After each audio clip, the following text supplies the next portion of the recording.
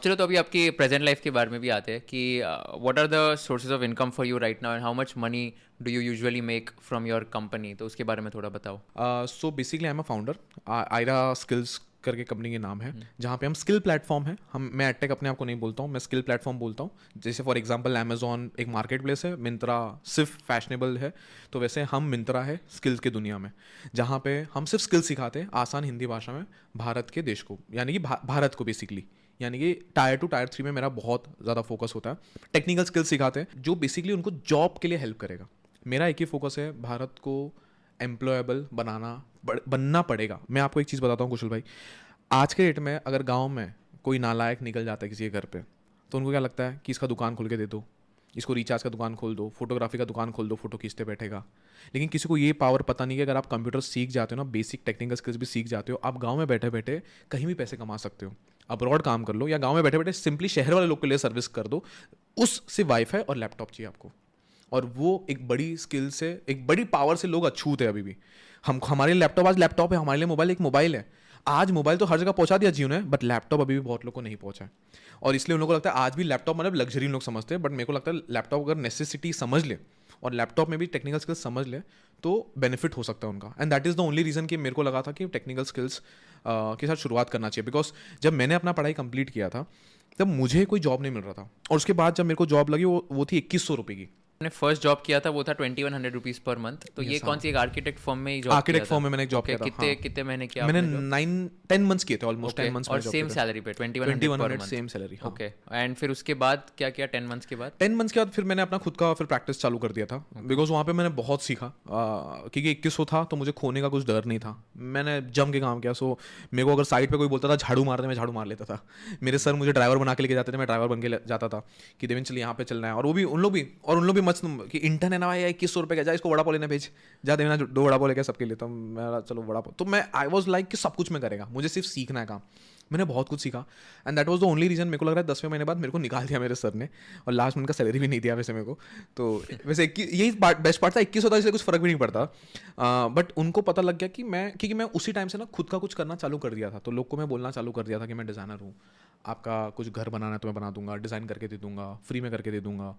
तो मैं 1-2 projects office में कर रहा था, साइड बाय साइड कर रहा था, कुछ पैसे नहीं कमा रहे थे। बट मे बी एक्चुअली जो आर्किटेक्ट फॉर्म में मैं काम कर रहा था थोड़े बड़े थे, तो उन लोगों को पता लग गया था कि शायद मैं अपना खुद का कुछ कर रहा हूँ। तो फिर जॉब के बाद क्या किया? फिर आपने 10 मंथ्स के फिर खत्म हो गई जॉब। हाँ। एंड देन उसके बाद फिर मुझे समझ में आ गया कि जॉब तो वापस मिलना नहीं है। मैं 2100 से तो सेकंड आपने जॉब किधर अप्लाई नहीं किया फिर? फिर मैंने किया ही नहीं। मुझे पता था अगर मैं जॉब अप्लाई करूंगा तो 12-15 हज़ार मिलेगा मेरे को, और मैं क्योंकि प्रॉब्लम क्या था ना, मैंने 1.5 लाख रुपए फीस भरे थे 1 साल के वो कॉलेज में? कॉलेज में मैंने। ओके। और तो मेरे को था और कि कितने साल का कोर्स था ये?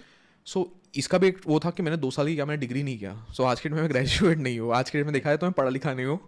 तो आपने ड्रॉप आउट कर लिया था? ड्रॉप आउट मैंने, ऐसा था जब मैं एडमिशन लेने गया था ना, तो वहाँ पे एक आंटी बैठी थी जो डिप्लोमा बेचती थी, एक आंटी बैठी थी जो डिग्री बेचती थी। तो मैंने बोला मैं पागल हूँ बट मेरा दिमाग खराब नहीं है, मैं डिप्लोमा में जाके पूछता हूँ इधर है क्या।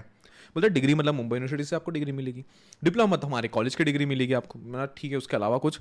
बोलते नहीं, आपका वहाँ फीस है 1.5 लाख रुपया, यहाँ पे फीस है 1,20,000 रुपये।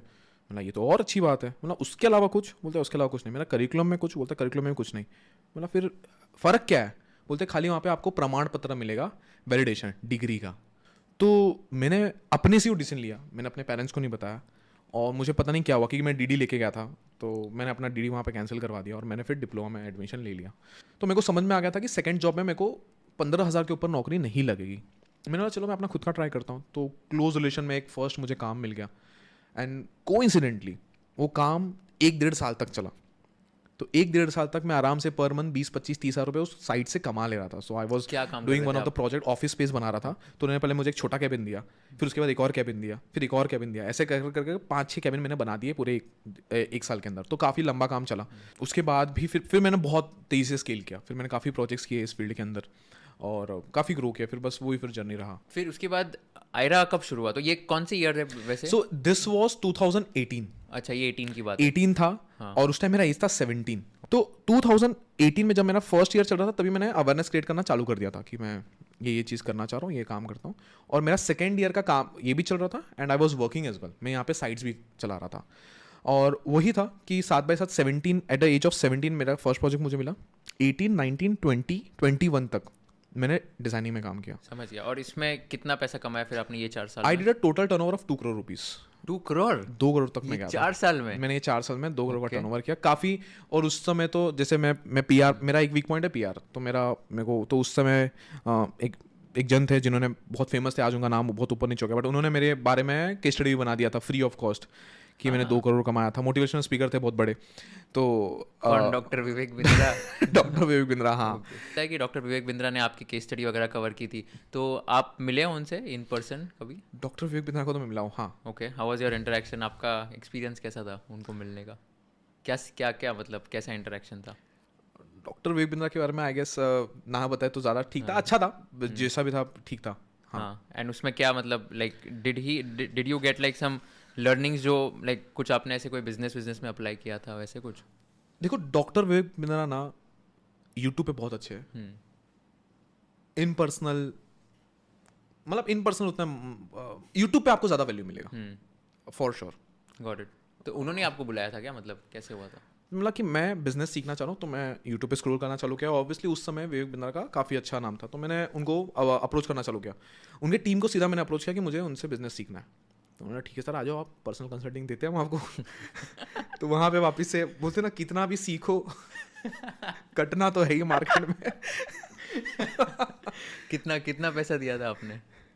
दिया था काफ़ी, उस टाइम मेरे औकात के हिसाब से मैंने बहुत ज़्यादा दिया था। हाँ, मेरे कितने का कोर्स था वहाँ पे? उनके तो अलग मैंने अलग कोर्स नहीं प्रोडक्ट्स किया था, होते हैं नहीं ना? बट मैंने कोर्स नहीं किया था क्योंकि मेरे पास कोर्स करने का टाइम नहीं था। मेरा एस्टेब्लिश बिजनेस था, मेरे को चाहिए था कि मुझे 2-4 चीज़ों के क्वेश्चंस चाहिए। मैंने मेरे क्वेश्चंस प्रिपेयर किए थे।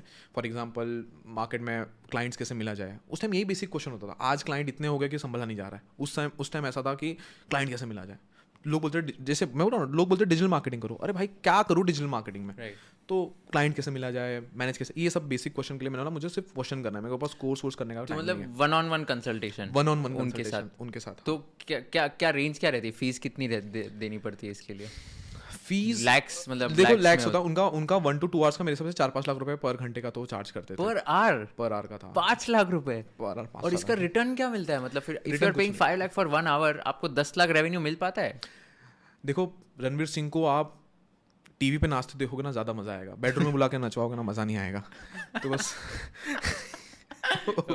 वो ही समझ लो आप, वैसा ही है कि 5 लाख रुपए दे के इससे अच्छा आप जाओ 5 स्टार में बुक करो, रिक्लाइनर में मूवी देख लो रणवीर सिंह की, वो ज़्यादा बेटर है कंपेरेटिवली उनको पर्सनल हायर करने के लिए। If you learned something new from this video, do share it with your friends and subscribe to this channel so that we can bring you the best content possible. Also, if you want to watch this entire episode, click on the link in the description box and you can go to Kushal Lodha YouTube channel and watch the entire podcast episode. Thank you so much for watching this and have an amazing day.